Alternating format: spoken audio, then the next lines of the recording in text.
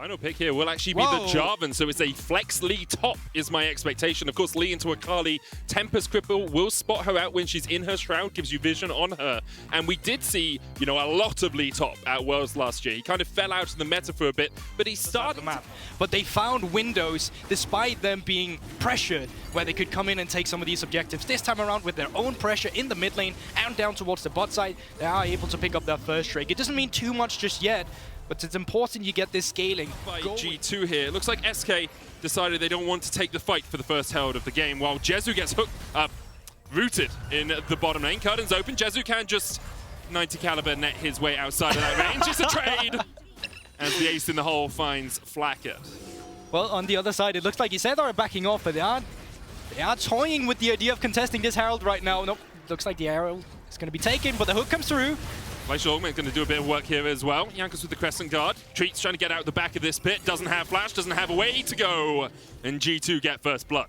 Yeah, really nicely done there by G2. They're able to secure. You get all of that damage all the more quickly. But on 12-2, Riot said, nope, no more of this. And got rid of the stacking pass.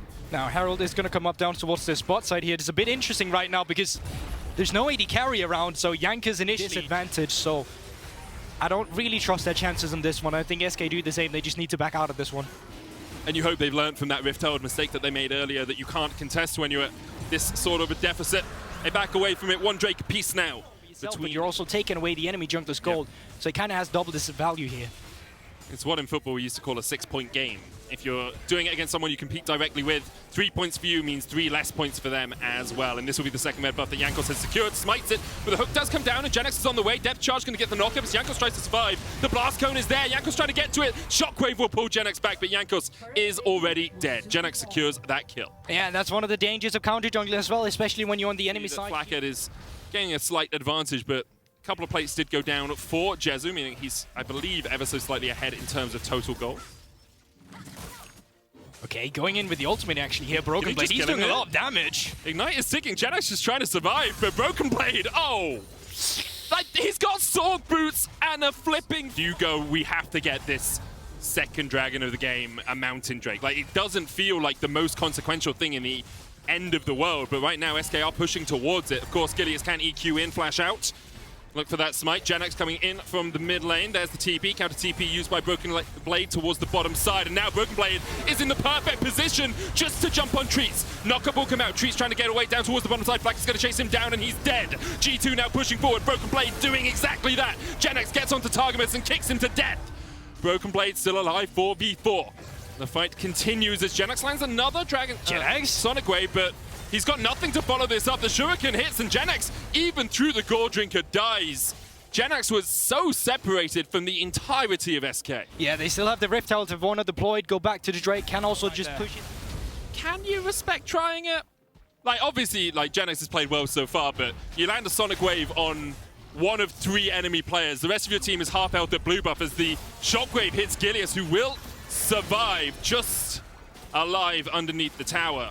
It felt just very overeager from Jenax trying to make a play. You gotta jump. SK have had a couple to learn from so far this game. So have G2 though. Of course, Jankos getting caught out earlier on as he went to try and steal away that red buff. But G2 now with the Rift Herald put down in the mid lane. That got a charge in, now dead. Tower falls on the bottom side. Jenax looking for the kick. Flash, kick, knock up onto Caps. The depth charge will follow him down. But a great Bard ultimate tempers the moments, tempers and a hook as Targamas gets caught as well. Jankos jumping back in. Gilius is here to party. Cataclysm available for the SK jungler. Flakked's going to join the fray. Ace in the hole. Healed up, but the Cataclysm will chase Targamas, who takes a magical journey through the walls of the Cataclysm. Broken Blade now on the back line. Curtains open. One shot, 2 shot. Broken Blade trying to get onto Treatz. 3 shot only hits onto Sertuss. The 4th goes wide. Broken Blade survives. He was in the middle of 5 members of SK and he got out. What did I tell you about Jenax, medic? You gotta jump before you... Upgraded the death rate and probably has the siphon power upgraded as well. Can't really tell from the little pictures in the left corner. However, Broken Blade just finished his 2nd item here, Guldborg, as we come to this next fight. Yeah, TP just came through from Sertuss as well. He's picked up a stopwatch. This might become really important considering the dive that G2 has in their team as well. And Gilius, together with Jenax now, can look going for to land the hook. Jezu looking for the damage here. Treatz already got the hook down onto Broken Blade. Curtain Call comes out. Jankos secures the smite. Gilius goes in with the Cataclysm and look at the death rate, look at the damage. Shockwave hits onto 2. Caps down already though, and Sertuss is on a killing spree. SK, do you continue to step forward? You've lost 1. Jankos flashes out of the pit. You lost the dragon, but you do get a 1-for-1 trade. Exactly, but once again, Drake for G2 heal for you in this Drake, but after the reset, they are looking to punish a mid lane turret here, trying to push it down, and I do think they'll be able to get it.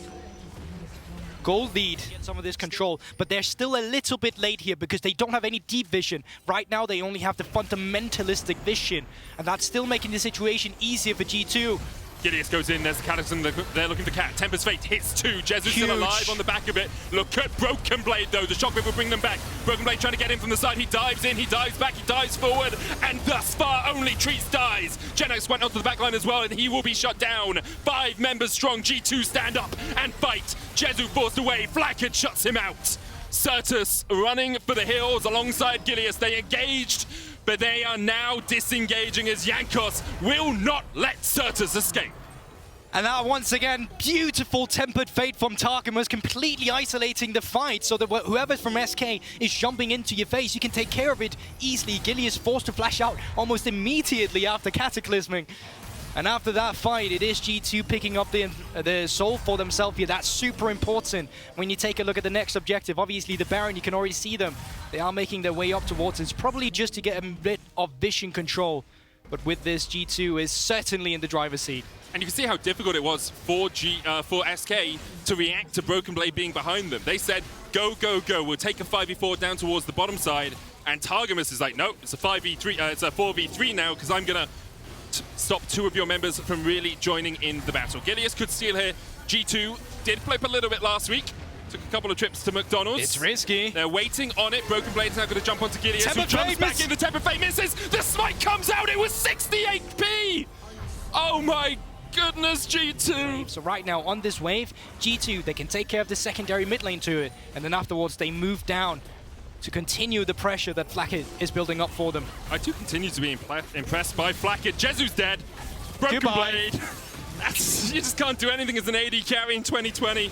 2022, in fact, that's the year we're in. Jenax going to get the kick back onto Targamas, pops the Tempered Fate, curtains open, and Flakked goes dominating. 2 shots, 2 kills, 3 and 4 just tickle Jenax, but G2 got everything they wanted out of that brief skirmish. 2 inhibitor towers down as well. And they are looking to press forward for the end here. 3 members of death, 20-second death timers. It's only Jenax and Treatz alive, and surely we're looking at the end here for G2. It's been a very dominating game in terms of the objectives, and they're looking to put the final touches on their artwork right now. Hook's gonna land onto Caps, but Treatz and Jenax. Jenax, you can tank it for a while, but you just don't have the damage. G2 aced them, Flakked with his 8th kill. A stellar performance by him as G2 go 3-1 in LEC Spring. And it looked a little bit better for SK with the game plan they had, but you gotta give credit to Jankos in the early game. His read on the map situation was super good at shutting down everything SK wanted to get ahead. Get the reset through afterward in towards the bot lane, move into